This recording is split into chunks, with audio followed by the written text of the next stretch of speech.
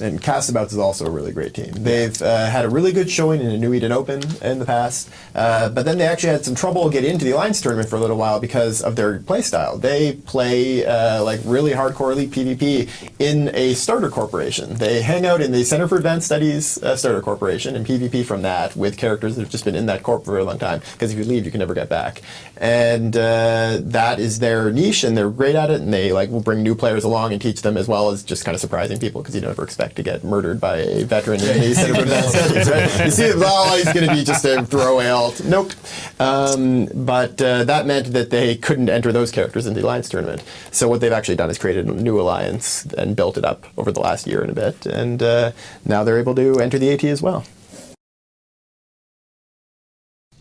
All right, welcome back to the booth. We now have the Bastards versus Castabouts, as you heard.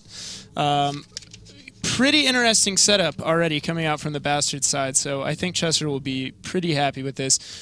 They're fielding 2 Sleipnirs, 2 Cyclones, a Scimitar, 2 Scythe Fleet Issues, and some support that I don't yet have targeted. Double Flycatcher, Korax, double Merlin rounds out the Bastards team.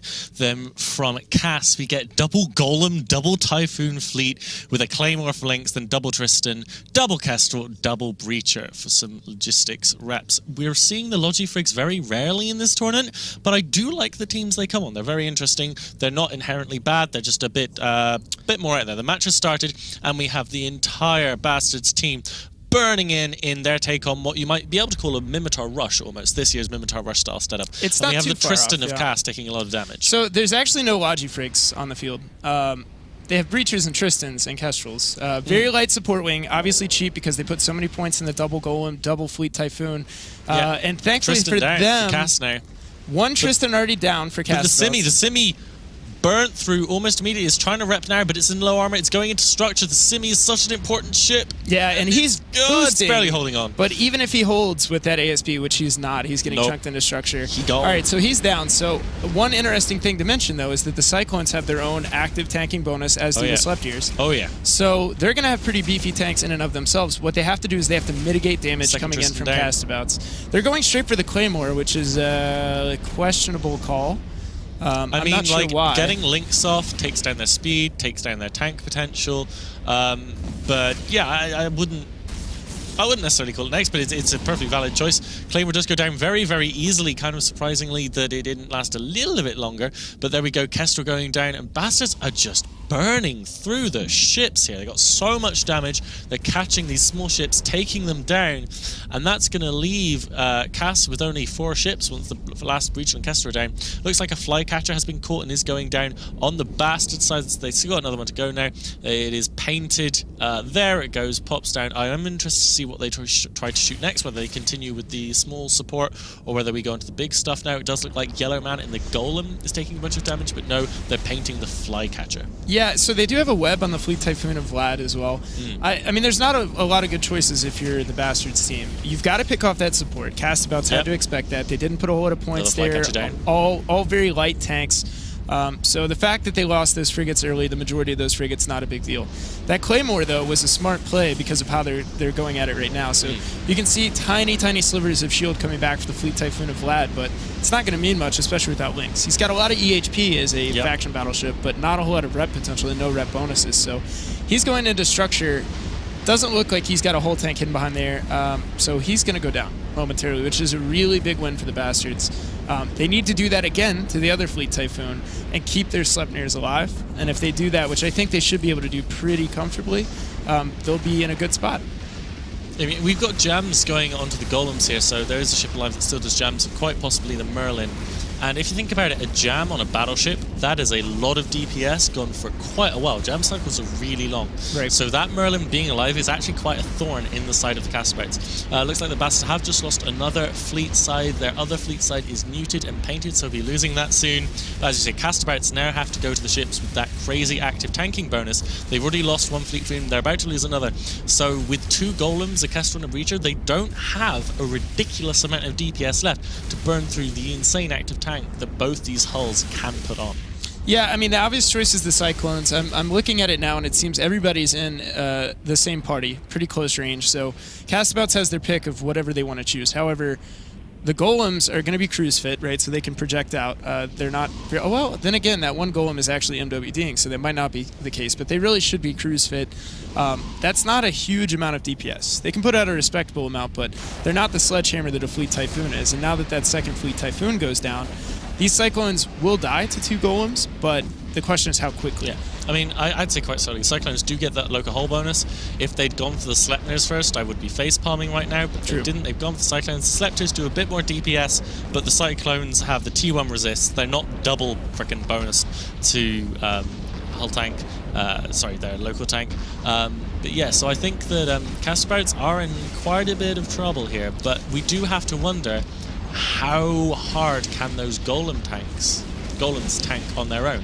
If Castabouts do get to kill both Cyclones in the next 5 minutes and the golems go down and the Kestrel and the Breacher manage to stay alive, then they'll be ahead on points and they'll be able to just have those point-heavy golems just sit, not dying, until the end of the match. Yeah, unfortunately for the Castabouts team, 2 Sleipnirs and 2 Cyclones, or as the case is going to be 2 Sleipnirs and 1 Cyclone, still put out a lot of damage, and they can select their ammo types. Yep. So they can fire into resist holes if they want. The Golem, obviously, T2 resist profile, but he is tanking not super comfortably, I would say. No. We're assuming that's an ASB that he's using. ASB can only use 9 charges. It uses cap charges instead of local cap. After that, you've got to feed in your own local cap. That Breacher's got to be helping as well, slowing it down. I mean, as long as it just stays without getting range of being cool. So actually, the Kestrel scrammed, is now scrammed. So those are points that Castabouts cannot afford to lose at this point. We're really close. It is 58 to 55 bastards to Castabouts. That Cyclone looks like he's starting to trouble. That Golem as well. Golem suddenly run out of charges, as you said he would. Can he keep that tank going whilst he refills? How are they using those mids? How are those golems fit? So this golem is definitely going to go down. You see a shield boost there. I would imagine that's probably an ancillary shield booster that's run out of cap booster charges, but he's maybe got a local inject. A lot of mid slots on a golem. He could also have an old school shield booster. I see that as being unlikely. He's still boosting, so he's still mitigating. Yeah. And if they can kill this Cyclone, if they can overheat those launchers and kill this Cyclone, maybe those tiny slivers of shield will stay a bit longer. The Merlin's taking fire. Merlin is down, so the jams are going off. It's going to allow them to keep those going, and looks like we have got jams coming onto the Sleipnir and the Cyclone. Getting a reprieve for that incoming DPS just for all, just to finish reload. Okay, an MJD animation off of this golem. That's not going to work out for They're him. not close to the center of the arena, so a bump in the wrong way means that you could go jumping out of the arena. So close. Golem is down. Did he just MJD out of the arena? No, Did that just happen? He tried to. He didn't actually get the MJD off before he went down. However, important to note, once you cycle your MJD, you can't cancel the cycle, and whatever direction you're pointing when it activates, that's where you go. That one Cyclone did go down. However, it looks like it's going to be a win on points for the Bastard. So that Golem did get bumped, and there's a possibility if he was facing the wrong way that he could have gone out of the arena. But we'll never know because he's dead. If they can kill a Sleipnir with a Golem, not and a Kestrel and a Breacher, not going to happen. If they could, which they can't. It's not going to happen. It's not. There's no way that's going to happen. Yeah, I would bet that's not going to happen. And as I say that, no MJDs. Just playing it safe, getting rid of the Cassie. The Sleipnirs, maybe they see the MJD, they're like, oh, that looks like fun, we won the match, so let's have a good time and celebrate with this MJD. Yeah. I mean, in order to win now, the Sleipnirs could just sit still, don't use their prop mod, don't use their web, save cap.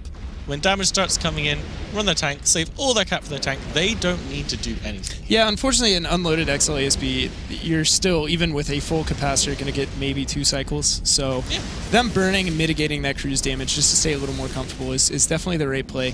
However, as they're burning around, they are mitigating some of that cruise damage, but they're also mitigating their own damage because they're having to load slightly longer range ammo. Tracking shouldn't be an issue. Sleipnir tracks really well, but it is a webbed golem. They are barraging this. There this are golem. few things in EVE easier to hit than a webbed golem. That's true. That is very true. So he's actually trying to burn after them, and that web is keeping him at bay. So ISCA and the Sleipnir Iska is keeping the golem webbed, and he is burning like hell toward Marco to try and take him down. He's actually been putting out a really impressive amount of damage, but he's been taking even more damage, and he's going to lose that one. But serious bravery points for Jackal Lord and the golem. Yep, running out of shield finally now. He may in fact go down before the timer runs out. We've got just over 1.5 minutes left. Kestrel has managed to stay alive, but it's not a threat. That's Sleipnir going down into half shield. We'll watch it boost up in a second. momentarily. Yeah, so the Sleipnir should be out of ASB charges at this point. But he's not taking... Okay, so this got significantly more interesting once that Sleipnir entered reload. He's reloading his ASB. If he doesn't get that reload off in time... The Golem as well is yeah, losing armor. he's very low, but he's only taking 1 Sleipnir's worth of damage, and he probably started his reload. I'm kind of... Sleipnir's fine again. Okay, so there goes another boost for the Golem. So Sleipnir boosting as well. Unfortunate. Very unfortunate. It would have been far more exciting if that had happened. And I would have been wrong when I told you earlier that would never happen. So me being wrong and CASTABOUTS bringing this back would have both have been good. But neither are going to happen. Doesn't seem like it is. We're now down to 45 seconds. There's always in the next match for you to be wrong. No, trust me. There's multiple days for me to be wrong. And if history tells the tale, I will take full advantage.